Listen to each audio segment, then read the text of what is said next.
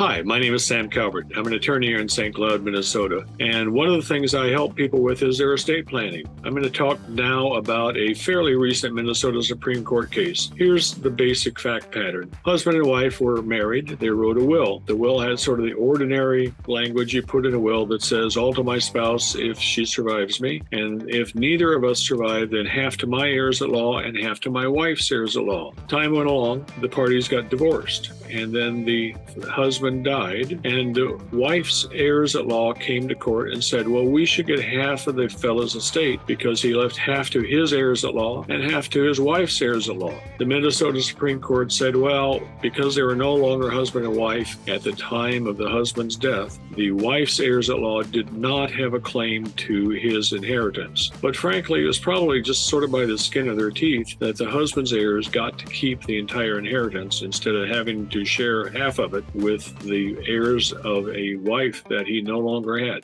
Now, the moral of the story is if you get divorced, come see an attorney and change your estate planning to fit your then current circumstances. You should come and see an attorney, every 3 to 5 years or when there's a significant change in your circumstances anyway. As always, if you have questions, feel free to call me. My number is 320-252-4473.